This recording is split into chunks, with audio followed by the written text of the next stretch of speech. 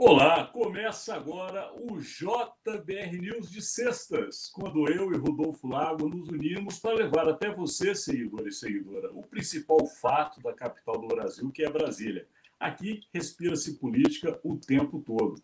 E é sempre este assunto que a gente traz para vocês, lembrando que neste dia é uma sexta-feira, 1º de abril, o famoso dia da mentira. Mas a gente brinca que aqui não tem essa não, aqui é verdade em cima do fato que ocorre na capital. E hoje a gente não pode deixar de descartar as notícias que saíram ontem, quinta-feira, sobre as mudanças relativas aos chamados pré-candidatos à eleição presidencial deste ano. Vimos movimentações no PSDB, com o governador de São Paulo, João Dória, reafirmando a sua candidatura ao Palácio do Planalto. Eduardo Leite, governador do Rio Grande do Sul, também no mesmo caminho, também renunciou do seu governo para disputar uma vaga, a candidatura de presidente dentro do próprio PSDB. Isso está gerando um atrito muito grande dentro do partido, sendo que a convenção partidária marcada para o meio do ano deverá realmente formalizar quem será o candidato. E aí a gente já conhece, né, Rodolfo Lago, um pouquinho da história e sabemos que a traição na política é algo tão comum quanto dar bom dia. Então, a gente indo por este assunto, não deixando de falar de outros candidatos. Temos aí a terceira via sendo disputada por Ciro Gomes, também o próprio João Dória e Sérgio Moro. Esse sim, ontem trouxe uma novidade que causou estremecimento no seu partido, aliás, no seu ex-partido, que é o Podemos, justamente porque Moro resolveu deixar o partido sem aviso prévio e já se filiou à União Brasil, numa possibilidade de ser um candidato, ou a vice ou a presidente. Enfim, muitas coisas estão acontecendo neste cenário eleitoral, não esquecendo os dois principais candidatos que lideram as pesquisas neste momento, que é justamente o atual presidente da República, Jair Bolsonaro, tentando a sua reeleição, e o ex-presidente da República, Luiz Inácio Lula da Silva, tentando voltar ao Palácio do Planalto. Enfim, dentro de todo esse cenário, o que a gente muito fica a pensar, né, Rodolfo Lago, e conversamos antes deste conteúdo, e já vou jogar a bola para o teu pé, é justamente nesse xadrez e nessas movimentações onde poderão ir os votos, já que Moro pode não ser candidato e quem vota nele vai ter que despejar o seu voto em um dos candidatos que hoje já estão aí no páreo e são conhecidos. Tá contigo, meu parceiro. Pois é, né, Alexandre? Então, a coisa começou, né? Foi dada a largada mesmo, de fato, né? Bom, teve uma pesquisa, viu, Alexandre, divulgada em fevereiro, que fez essa pergunta de uma forma mais específica. Hoje a colunista Mônica Bergamo, lá da Folha de São Paulo, até lembrava isso, que foi a pesquisa Genial Quest. Ela fazia lá uma pergunta no determinado momento, que a gente pode utilizar agora como raciocínio, que é o seguinte: olha, se seu candidato não for para o segundo turno, para onde vão os seus votos? Né? Então, fizeram essas perguntas para os eleitores do Sérgio Moro, né? Que pelo menos até esse momento desistiu da candidatura. Né? Não sei se é uma desistência para sempre, mas nesse momento ele saiu do páreo. Perguntados os eleitores do Moro, que naquela pesquisa Genial Quest tinha tido 7% das intenções de voto, Alexandre, para onde eles iriam se o Moro não fosse candidato, 30% deles disseram que iam anular o voto. Né, a maioria ali, a maior parte deles, 30%. 22% disseram que então votariam no Bolsonaro. Mais 15% disseram que votariam no Lula. O que é um número que até me impressiona diante ali do histórico dessas candidaturas. Né? O Moro é o juiz que condenou o Lula no episódio da Lava Jato e fez com que o Lula passasse mais de um ano preso. Né? Mas a cabeça do eleitor nem sempre é uma coisa assim de lógica tão direta. Né? 15% desses eleitores do Moro disseram na pesquisa que poderiam votar no Lula. Eu acho que aí puxa um raciocínio, Rodolfo, a gente que analisa a política já há algumas décadas, e dentro desse cenário atual, o que poderia explicar essa movimentação, ao meu ver, é o seguinte: Parte do eleitorado do Moro está insatisfeito com Jair Bolsonaro e migrou para o Moro justamente por ter se sentido traído às promessas e o que o presidente disse que faria durante seu governo e, de fato, não realizou todas elas. Esse eleitorado, ele, por não querer votar em Jair Bolsonaro, foi para Moro. Mas entre Jair Bolsonaro e Lula, ainda que ele não tenha predileção pelo petista, eles acabam despejando o seu voto em Lula contra Jair Bolsonaro, ou seja, é o voto contrário ao presidente, não um voto ideológico, não um voto de gosto. Assim imagino eu. Agora, a outra parte é essa, a gente consegue explicar, porque de fato é aquele eleitor conservador que já tem uma característica relacionada ao eleitorado de Jair Bolsonaro e que fica realmente com o Jair Bolsonaro. Agora, dentro desta lógica, né, Rodolfo, se é que a gente pode explicar dessa maneira, Moro, como você bem disse, eu quero voltar a esse ponto, não deixou claro que não será candidato. A ida dele para a União Brasil pareceu, até porque foi muito recente, a gente não conseguiu ainda buscar informações que nos expliquem, mas pareceu nesse primeiro momento que foi uma jogada mais do União Brasil. O União Brasil está tentando uma união junto ao MDB e também a parte do PSDB, numa possível candidatura única que até levaria Eduardo Leite, o governador do Rio Grande do Sul. Essa é a articulação que a gente já conhece no bastidor.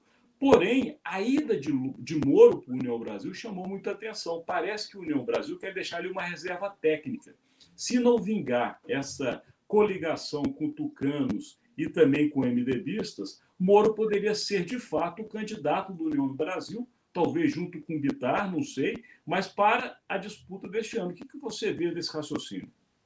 Não, sem dúvida, Alexandre, é isso mesmo. Quer dizer, na verdade é o seguinte: a terceira via, a chamada terceira via, ela está se tornando cada vez mais difícil de se viabilizar, né? A eleição ela está muito polarizada entre os dois primeiros, entre o Lula e o Bolsonaro, e as chances da terceira via, isso fica muito claro, elas só aparecem se realmente houver uma união entre esses candidatos. Se tiverem vários candidatos de terceira via, nenhum deles vai chegar a lugar nenhum. Então, esses movimentos, eles estão relacionados, sem dúvida nenhuma, a isso, né? O Moro sai da disputa na tentativa de formação dessa confluência em nome de um só candidato, no qual ele poderia voltar como ele, o candidato à presidência da República, ou voltar como um apoiador importante, talvez até o candidato a vice nessa solução. Hoje ele já procurou, há informações de que hoje ele já procurou o Eduardo Leite, governador do Rio Grande do Sul. Já teve alguma conversa com o Eduardo Leite, que, embora ontem tenha tido também aquele movimento todo lá em torno do Dória, reafirmando a candidatura do Dória à presidência, isso ficou muito claro, não significou que o Eduardo Leite está fora do páreo. O Eduardo Leite vai buscando também se viabilizar, e há informações hoje de que, inclusive, o movimento do governador João Dória irritou parte do PSDB, Alexandre, que teria dito ao Leite o seguinte: não, segue aí, tenta se viabilizar. E aí o movimento do Leite é para se viabilizar além do PSDB, ou seja, se viabilizar como um candidato de uma coalizão maior. Então, esse movimento hoje já aconteceu. O Moro já andou tendo conversas também com a candidata do MDB, Simone Tebet. É isso, é uma tentativa de esses nomes aí do centro, né, da terceira via, porque o Ciro Gomes não participa dessas conversas. Então, o Ciro Gomes provavelmente será candidato até o fim, porque é um outro perfil de eleitor. Esses outros nomes de centro, eles estão conversando nesse sentido aí para tentar confluir para um nome só. Isso me chama a atenção, até dentro do PSDB, continuando ainda na questão dos tucanos, o Dória tem o apoio de um grande cacique, que é justamente o ex-presidente da República, Fernando Henrique Cardoso. Já Eduardo Leite tem o apoio de outro grande cacique, que é o senador Tasso Gereissati. Os dois estão articulando os seus candidatos. E a gente sabe que numa convenção partidária, até lembrando do passado do Brasil, pode-se facilmente inverter essa decisão das prévias. Mas um outro ponto que me chama a atenção, Rodolfo, é o seguinte: lembra aquele jogo das cadeiras, que vai se tirando uma cadeira, e no final, nesse caso específico que a gente está falando, estão ficando 3 pessoas para 2 cadeiras, porque a candidatura a presidente só cabe o presidente e o seu vice. E nós temos aí no páreo Eduardo Leite, nesta possível união que você disse, Eduardo Leite, Simone Tebet e Sérgio Moro. E sabemos que a vaidade fala alto na política. Qual desses 3 será que abriria a mão? Você tem uma dica? Essa que é a grande questão, né, Alexandre? Quer dizer, toda a conversa está sendo o seguinte: não, vamos ter a grandeza de lá na frente admitir quem de nós é o nome mais viável e os outros abrem mão e tal. Conhecendo político como a gente conhece, qual é o político que vai dizendo, não, o cara não sou eu, não, é você? É muito complicado isso, né? Ainda mais todos eles tendo pouca, nenhum deles despontou. Se um deles despontasse claramente, muito à frente dos outros, isso ficaria mais fácil, talvez, de se construir, mas não é o caso, né? Isso acaba fortalecendo justamente quem está na frente. Jair Bolsonaro e Luiz Inácio Lula da Silva ficam satisfeitíssimos com essa movimentação, porque até agora não há ninguém, de fato, que consiga disputar com os dois. Essa é uma realidade. Rodolfo Lago, nós temos aí também, chegando amanhã ao final, a história da janela partidária, que está indicando que o PSL, que é o partido do presidente da República, desculpa, a falha, o PL, que é o partido do presidente da República, ficará com a maior bancada. Isso será que demonstraria um caminho ou um posicionamento, né, do mundo político profissional por uma candidatura que eles acreditam que será vitoriosa, até por conta do que nós falamos? Político tem uma coisa que ele não aceita, que é perder a eleição. Olha, Alexandre, vou até dar aqui uma informação aí exclusiva aí para os nossos seguidores, né? Você sabe que o Congresso em Foco faz aquelas pesquisas com o Congresso, né? Chama Painel do Poder, né? São pesquisas trimestrais lá. E nessa rodada agora, a última rodada agora do mês de março, perguntaram aos parlamentares quem eles acham que vai eleger a maior bancada no ano que vem. Então, é interessante, eu estou fazendo esse paralelo, porque há uma diferença aí. Nesse momento, fechada a janela partidária, como você bem disse, o PL sai muito na frente, vai se tornar a maior bancada disparada do Congresso, pode chegar até a 70 deputados. A segunda bancada é o PT, que tem em torno de 50, 53, se eu não me engano. Então, você vê o PL muito maior. Mas, perguntado sobre a próxima bancada, a maior parte dos deputados e senadores que foram entrevistados na pesquisa, Alexandre, disseram que acham que a maior bancada vai ser a do PT na próxima legislatura. E aí tem, sem dúvida nenhuma, nas duas coisas, um cálculo. Tem o cálculo de momento do fortalecimento do Bolsonaro, importante nesse momento, sem dúvida, mas o cálculo de futuro, aí baseado no que mostra hoje a corrida eleitoral, no cálculo de futuro, isso parece demonstrar que os parlamentares ainda acham que o próximo presidente deverá ser o Lula e que, com isso, ele vai eleger a maior bancada. Informação excelente, Rodolfo. Seguidor e seguidora, é aqui que você consegue ter esta informação e análise de Rodolfo Lago, que não é pouca coisa, não. Mas, Rodolfo, estamos aqui com aquele relógio, temos que encerrar nosso conteúdo, mas não antes de fazer a projeção do que você acredita que será o principal fato da próxima semana em Brasília. Olha, Alexandre, agora é isso. Foi dada a largada, a eleição começou, e eu acho que na semana que vem a gente vai voltar a ter temas como esse que nós tivemos na quinta-feira, novas definições, quem vai ser candidato que tem cargo tem que se desincompatibilizar, tem que se filiar a partidos, né? Então, eu acho que o jogo vai se tornando cada vez mais claro. Eu me uno a você nessa projeção e aproveito, inclusive, já para avisar o nosso seguidor e a nossa seguidora, se quiser ficar mais informado sobre esse tema, é imperdível o podcast do Imagem e Credibilidade, que vai ao ar amanhã, neste sábado.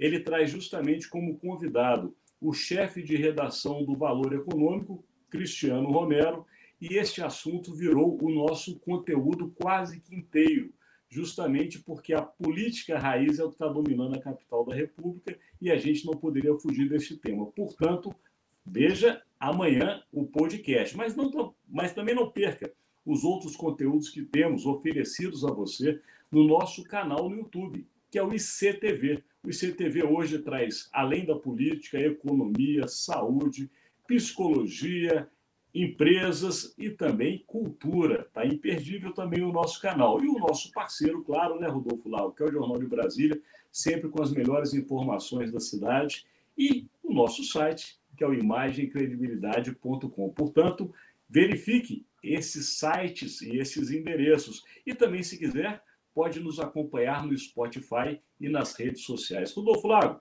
tempo estourado, chegamos ao final, agradecendo aí a presença dos nossos seguidores. Faça as honras de saída.